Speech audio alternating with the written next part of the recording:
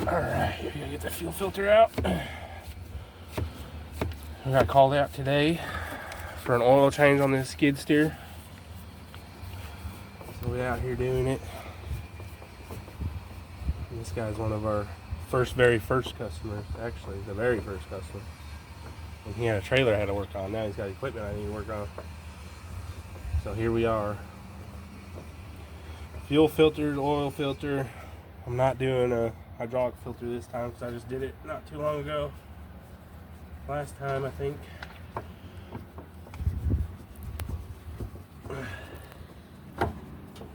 There we go. There's the fuel filter off. There's one of them. There's two on this machine.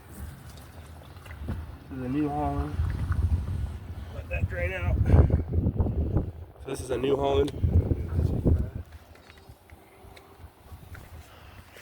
C337.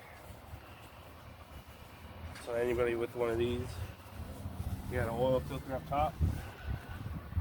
In the back here, your air filters, which I'm not going to do today either because I just did those last time. There's an outer and an inner, and then there's a hydraulic filter here, and you got a fuel water separator here on the door, and then your oil filter. That's a different story. It's in here where the battery's at, so we'll have to take that panel off and change that guy out. Filter. 3 filters that we're changing today. Changing the fuel filter. Sure it's all good.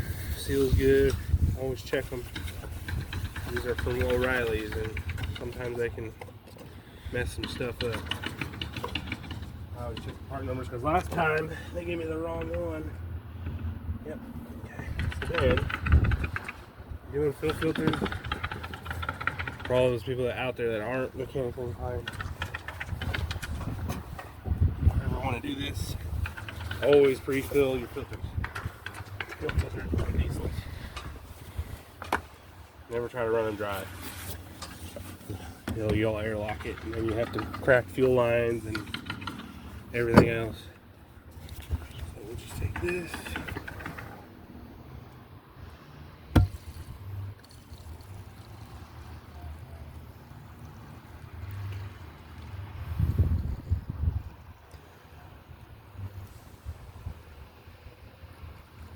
Nothing like the smell of diesel in the morning.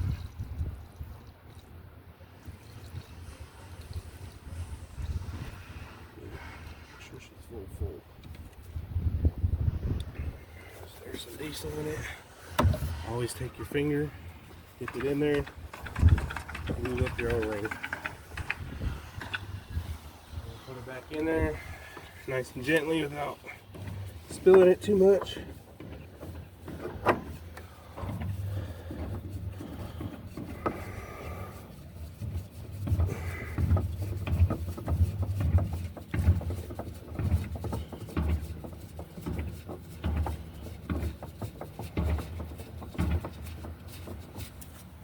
There,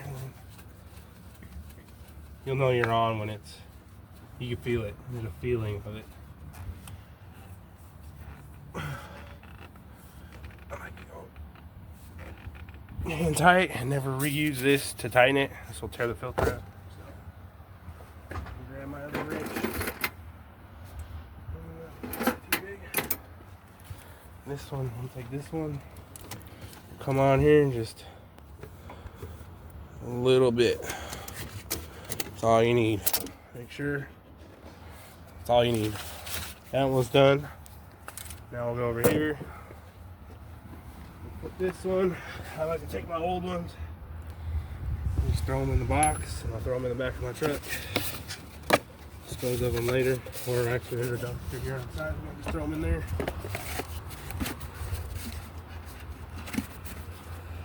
And this one's a little different. So this you gotta plug in on the bottom. Clean it up a little bit. And I have any brake clean. Just make sure you don't want all this dirt getting in your fuel.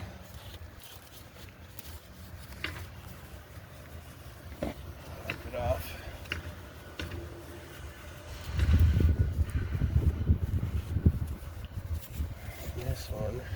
little thing on here. Let's see if I can find a pick real quick.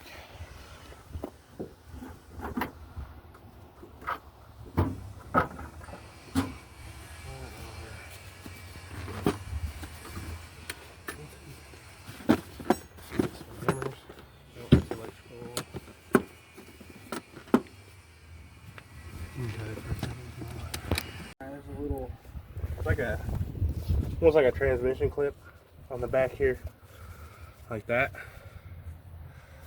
If you can see that. And then you just boop. And when you pull it off, you can just put it back on, because then it's just like the transmission clips. Once you just put it back in, it'll just snap in like that, and then it'll snap back on once I get the new one on. So I'm gonna take that one off, and all you gotta do is this little ring here. Just gotta loosen it. Take it off, set it down, and then just pop this filter off. Let it drain out.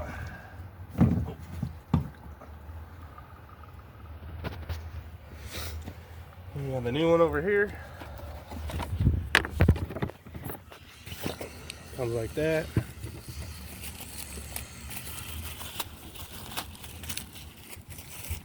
It comes with this thing, so you got to transfer that sensor over to this one. See, this is just a regular. So you got to take this off, take it out, put that there. Make sure you got it on a clean surface, or put it back in that thing. And I'll take this. I might have to grab some pliers here, because this one, take it in your rag here. I'll grab some pliers here.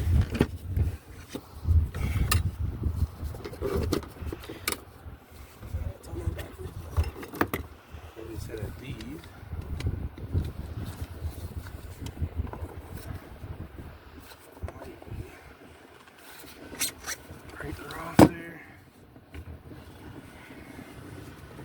Probably get some more fuel that comes out. Make sure you go with the drain. Little sensor right there. I like to clean it up a little bit.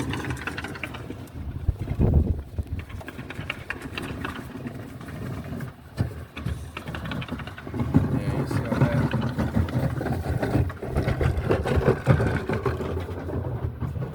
Take that off real quick. Take your pick. Down in there. It's no good. You get it out of there. So where's that going to end up? Probably in your fuel system.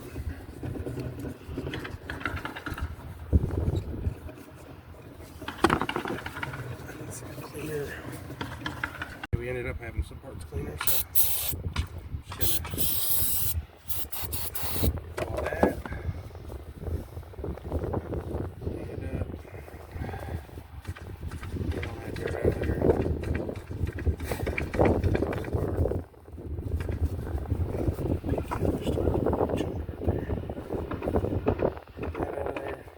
Good. Throw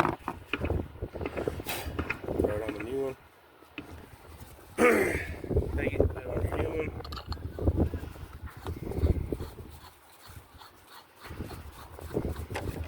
And I always like to go down a little bit, and then just not too much, not too tight. You don't want to break the sensor. I'm gonna fill this one too, but before I do that, see all that, I'm just gonna go ahead and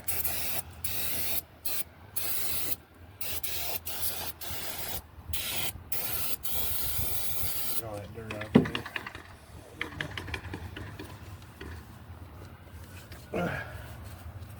Clean that off a little bit.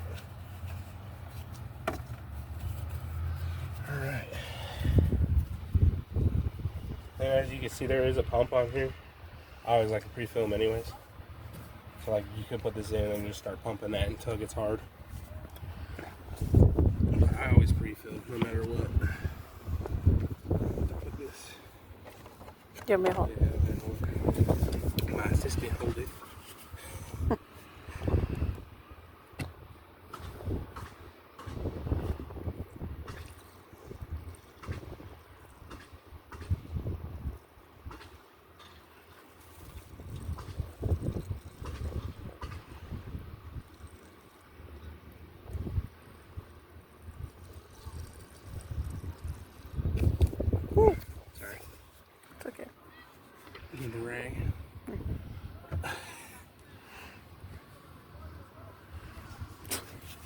Alright. And then you just pop it on there. Oh, pop a ring. Let's clean the ring off first. Forgot about that.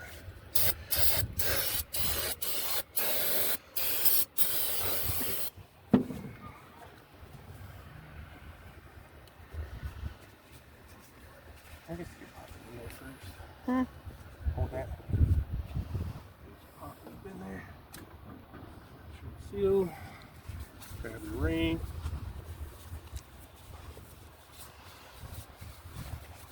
Clean it off the best you can. These things always get dirty. Obviously, it's a skid steer. It's out on the job site all the time.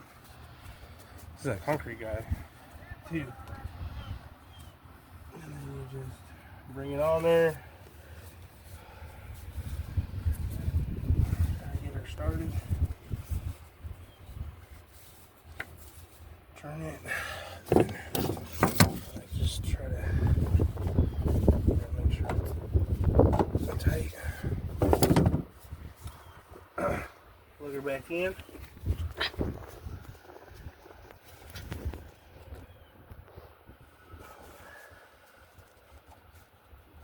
Alright.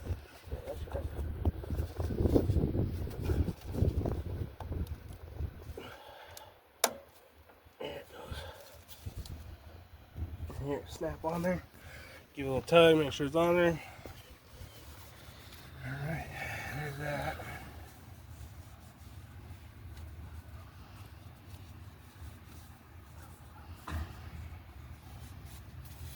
Alright, now get over here to this oil filter. Take that old one out of here.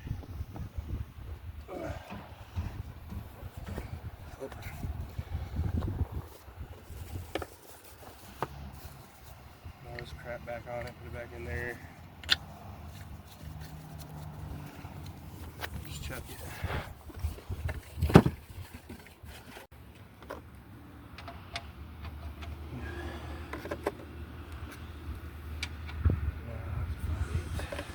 Oh, 15 bucks.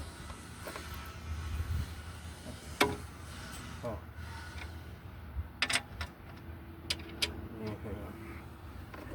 15. Those are for those. Grab 15 real quick.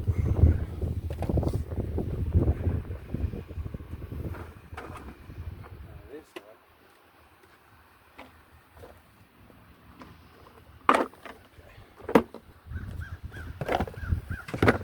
There we go.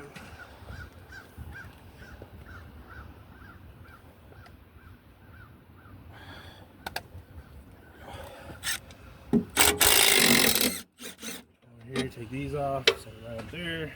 I don't know why they do this, but you know, freaking engineers.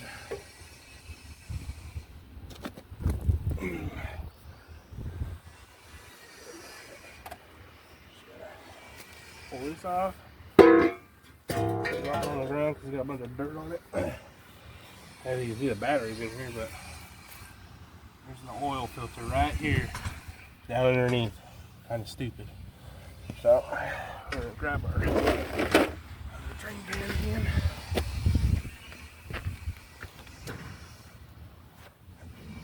Make sure you put it right here. Get the dirt out of the way. So make a mess. This is side mounted. And then just pop her up off of there.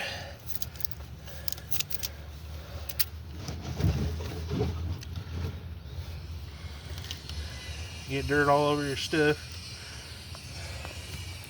There she goes.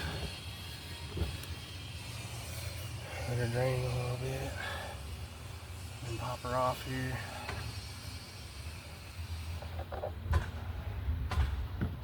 There's that. Oh, see, the O-ring's still on here. Don't double gasket. You have a mess. Now we got the new one. All you gotta do, you can't pre-fill these ones. So all you do is just take a little bit of old oil. People use new, people use old. Don't really matter. Or sometimes I like to just take the old one. Just make sure it's not too nasty, like dirt and stuff in there. Lube up your ring. Put it back on there.